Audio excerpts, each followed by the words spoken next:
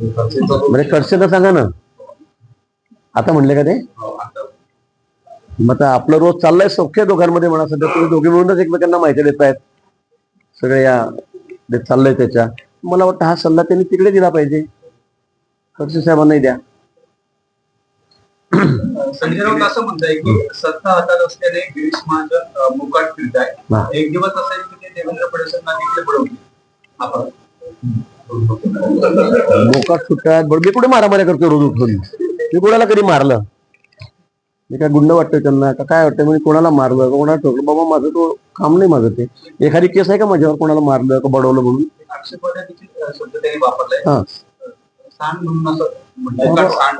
अच्छा अच्छा, चांगलं आहे. तर ते काय राऊत साहेबांची जी कोणी धरू शकतं का? कोणी धरू शकत नाही. त्यांना अगदी केंद्रीय मंत्र्यांपासून सगळ्या आमच्या नेत्यांपासून उच्च न्यायालय आहे, सर्वोच्च न्यायालय आहे, इलेक्शन कमिशन आहे, त्यांना काही बोलण्याचा अधिकार आहे. म्हणजे त्या बाबतीत त्यांना सोडलेलं असं मी म्हटलं तर काही वागू होणार नाही. बरोबर आहे की नाही? मी असं काही सांगून शब्द वापरणार नाही. पण मला वाटतं त्या बाबतीत ते तसेच बोलतात मोकाट सारखे, त्यांच्यावर कोणाचं बंधन आहे.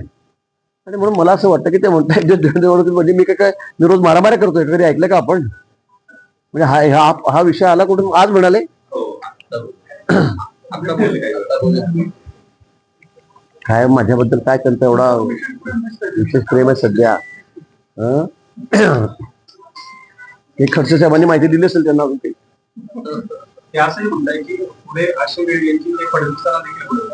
आता तुम्हीच विचार करत आहे विधानचा, काय मी काय बोलू या संदर्भामध्ये? पण त्यांना म्हणा मी कोणाला बडवलं, कोणाला मारलं, कोणाची दादागिरी केली, एखादी केस आहे, कंप्लेंट आहे का म्हणा कोणाची आतापर्यंत? मला आता 40 वर्ष झाले. मी 5 वर्ष नगराध्यक्ष होतो सरपंच गावाचा माझ्या, आणि 35 वर्ष झाले मी आमदार आहे. माझ्यावर एखादा गुन्हा आहे का? एखादी केस आहे का? कोणाला दादागिरी केली, कोणाला धमकावलं, कोणाला खंडणी घेतली, आहे एखाद्याचा गुन्हा का? ते सांगा मला.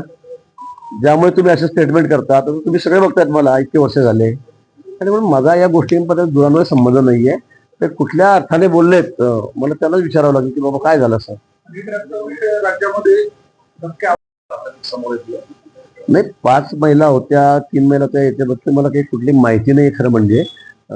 संबंधित तपास अधिकारी कोण आहेत काय मला माहित नाही. पण तपास केल्यावरच हे समोर येईल की 5 महिला होत्या का 3 होत्या, याच्यामध्ये कोण पळालं, कोणी पलायन केलं, आता सांगणं मला अशक्य आहे. पण पार्टी सुरू होती, घेतलं आपण सांगता आहात, आणि असे सगळे अनावश्यक पदार्थ म्हणजे तिथे सगळे अंमली पदार्थ असतील, हुक्क्याचा बार लावलेला होता, दारूच्या बाटल्या सापडलेल्या आहेत, अजून काही गोष्टी त्या ठिकाणी सापडलेल्या आहेत. मला वाटतं की तपासाचा हा भाग आहे. तपासात तिथे काय म्हणताय की अशा पद्धतीचा ट्रॅप होईल याची मला पूर्वी कल्पना होती, कारण तसं वातावरण आहे राज्यामध्ये सध्या. आता बुका आणले असं ट्रॅप होईल असं मला वाटत होतं. मला संशय होता की अशा पद्धतीनं पुढे अडकवलं जाईल. अरे बापू, मग त्यांनी यांना अलर्ट करायचं होतं ना जावई बापूंना. त्यांनी त्यांना सांगायचं होतं की बाबा थोडंसं असं सांभाळा, असं काय असं होण्याची शक्यता आहे. मला वाटतं या गोष्टीला कुठे अर्थ नाहीये. जे झालंय ते आपण मान्य केलं पाहिजे. आणि ठीक आहे, तपासाचा भाग आहे हा. कोणी चूक केली असेल तर तिच्या गळ्यात पडेल. मला असं वाटतं की नेहमी असंच बोलणं की काही झालं की यांनी केलं, काही झालं की त्यांनी केलं, काही झालं की हे षडयंत्र आहे. मला वाटतं प्रत्येक वेळेला असं षडयंत्र आपल्याशी कसं काय होतंय? असं नाहीये. आणि म्हणून मला वाटतं की काय जे असेल ते समोर येईल.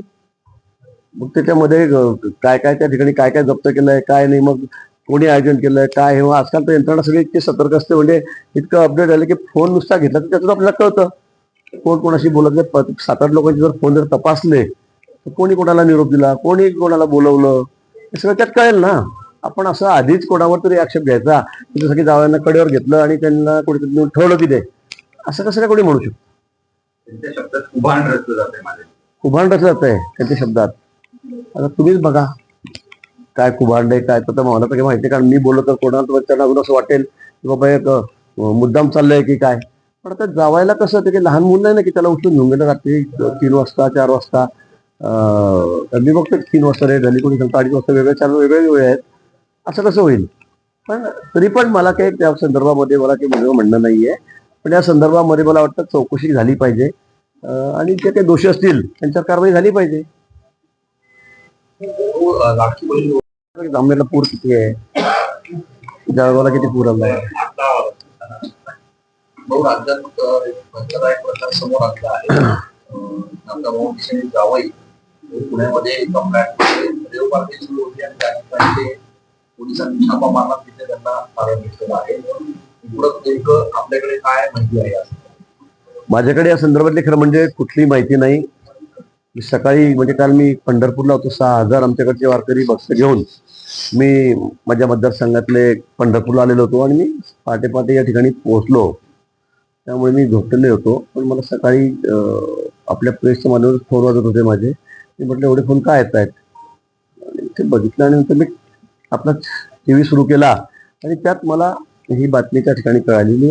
आमचे नेते आदरणीय नाथाभाऊ यांचे जावाई या रेव पार्टीत होते आणि नंतर मला पाहतो की हेच आयोजक होते पार्टीचे असं मला त्या ठिकाणी कळलं. त्याच्यामध्ये मोठ्या प्रमाणात अंमली पदार्थ असतील, हुक्का, दारू असे सगळे पदार्थ त्या ठिकाणी मिळून आलेले आहेत आणि पोलिसांनी त्यांना ताब्यात घेतलेलं आहे.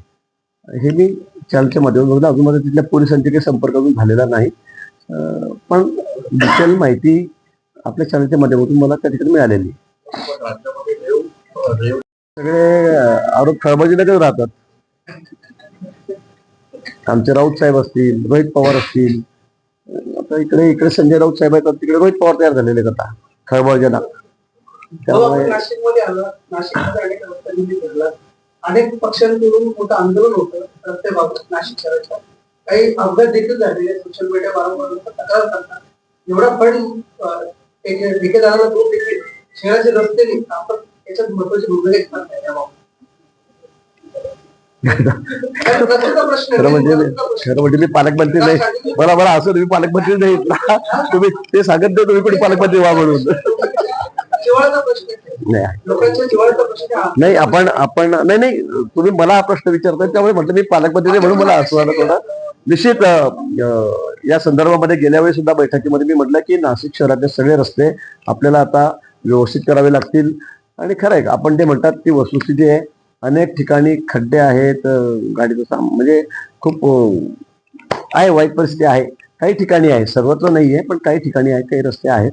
लवकरच आपण तात्काळ त्या संदर्भामध्ये त्याची दुरुस्ती हाती घेऊ. आता कुंभमेळा समोर आहे, त्याचाही निधी समोर आहे. त्या दृष्टीने आपण सध्या अनेक रस्ते आपण आता नूतनीकरण, कॉन्क्रिटीकरण त्या ठिकाणी घेतलेले आहेत. मला वाटतं लवकरच हे सगळे रस्ते दुरुस्त होतील. अनेक ठिकाणी राज्यामध्ये पावसाळा एवढ्या कारवाया होत असताना नेत्यांची जर जावई अशी सापडत तर कसं बघायचं?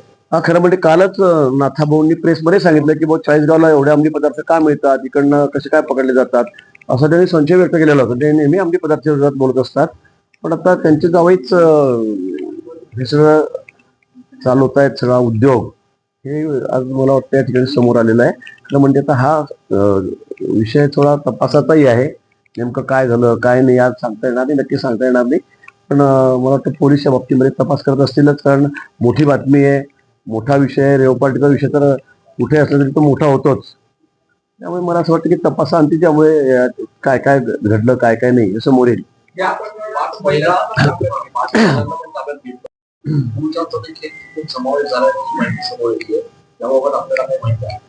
नाही, मला या संदर्भामध्ये कुठलीही माहिती नाही.